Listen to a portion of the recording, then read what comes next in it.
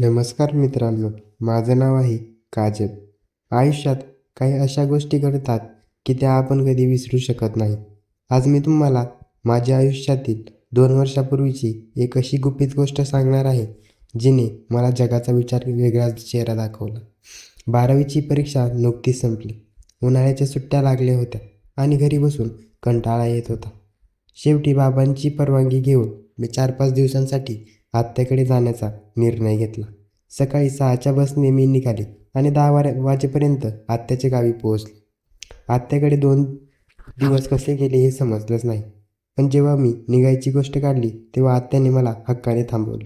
"काजल, अगं अशी कशी जाशील? तुला उन्हाळ्यासाठी एखादा छानसा नवीन ड्रेस नको का?" आत्याच्या आग्रहापुढे माझं काही चाललं नाही. "बरं आत्या, पण मला तयार ड्रेस नको, आपण शिवून घेऊया," मी म्हणलं. संध्याकाळचे 5 वाजले होते. आत्या आता मला तिच्या ओळखीच्या एका टेलरकडे घेऊन गेली. त्यांचं नाव होतं रमेश काका. दुकानात गेल्यावर आत्याने त्यांची ओळख करून दिली. रमेश काका दिसायला एकदम हट्टाकट्टा आणि पिळदार शरीर असलेले गृहस्थ होते. त्यांच्या चेहऱ्यावर एक वेगळीच मोहिनी होती. त्यांचा तो सळपातळ बांधा आणि करारी नजर पाहून माझ्या मनात एक वेगळीच धडधड सुरू झाली. "काका, हिचा ड्रेस एकदम नजाकतीने शिवा बरं का," आत्याने त्यांना सांगितलं. काकांनी स्मितहास्य केलं आणि माझं माप घेण्यासाठी मला एका छोट्या खोलीत घेऊन गेले. त्या खोलीत आम्ही दोघंच होतो. बाहेर आत्या बसली होती, पण आतली शांतता भयान वाटण्याऐवजी मला काहीतरी गूढ वाटत होती. काका माझ्या जवळ आले. माप घेताना त्यांचा हळूवार स्पर्श मला जाणवत होता. तेव्हा ते माझ्या खांद्याचं आणि कपाळाचं माप घेत होते.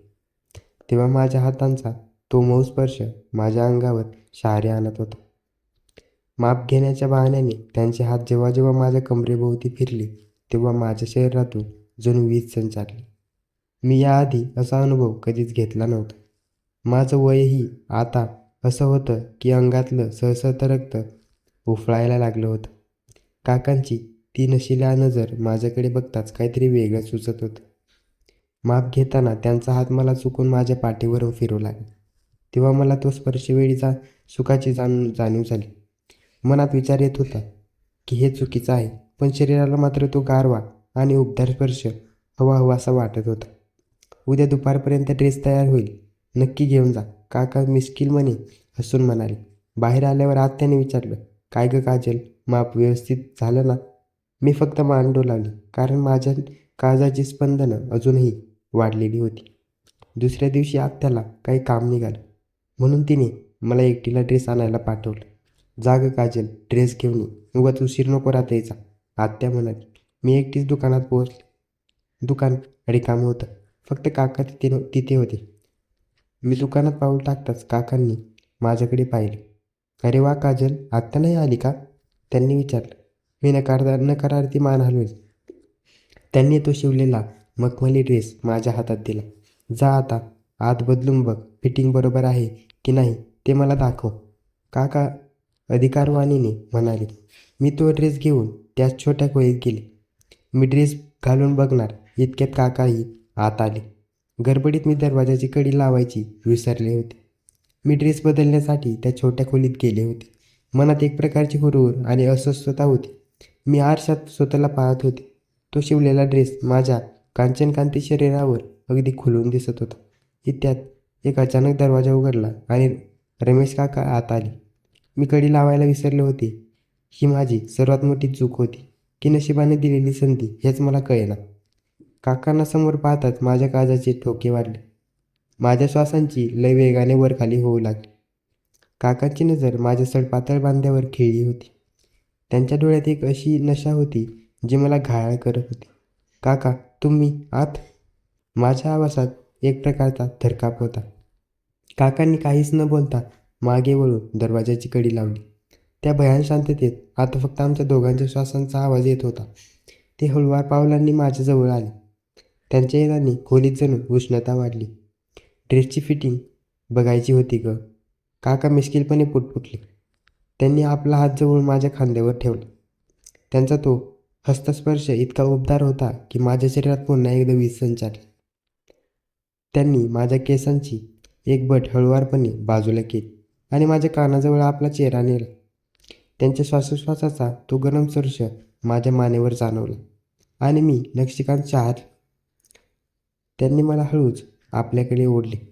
त्यांच्या पिळदार छातीचा स्पर्श माझ्या पाठीला झाला आणि मी त्यांच्या मिठीत विरघळून गेले. काका, हे चुकीचं आहे, मी अडखळत म्हणाले. पण माझ्या शब्दात अजिबातच जोरच नव्हता. उलट मला त्यांच्या त्या जवळीकीची ओढ लागली होती. काकांनी माझे दोन्ही हात आपल्या हातात घेतले आणि मला भिंतीला टेकवले. आमच्या नजरा एकमेकात अशा गुंतल्या की शब्दांची गरजच उरली नाही. त्यांनी मला एका बेधुंद आलिंगनात घेतले होते. त्यांची ती घट्ट मिठी आणि शरीराचा तो आवेश पाहून माझे पानच हरपले होते. खोलीत वरती छोटा फॅन चालू होता, ज्यातून येणारा गारवा आमच्या शरीरातील वाढत्या उत्तेजनाचा जणू खतपाणी घालत होता.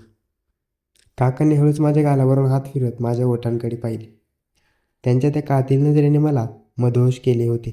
पुढच्या क्षणी त्यांनी अतिशय हळुवारपणे माझे ओठ आपल्या ओठात घेतले. त्या चुंबनाने रात्रीची ती शांतता आणि माझ्या मनातील उरली सुरली भीतीही पूर्णपणे संपूनच टाकली. आम्ही दोघेही स्वप्नवत अनुभवात हरवून गेलो होतो. काकांनी तो शिवलेला ड्रेस बाजूला सारला आणि मला जवळ घेतले. त्यांच्या स्पर्शात एक अशी जादू होती की जणू काळ तिथेच थांबला होता. आता आम्हाला जगाची पर्वा नव्हती, ना ना आत्याची भीती. आम्ही फक्त त्या रेशमी जवळीक आणि गुपित सुखात बुडून गेलो होतो.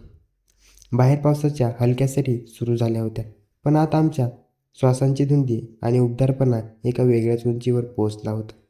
त्या छोट्या खोलीत आता फक्त आमचे एकमेकात गुंतलेले श्वास ऐकू येत होते. काकांच्या त्या पेदार शरीराचा स्पर्श मला एक वेगळीच उत्तेजना देऊन जात होता.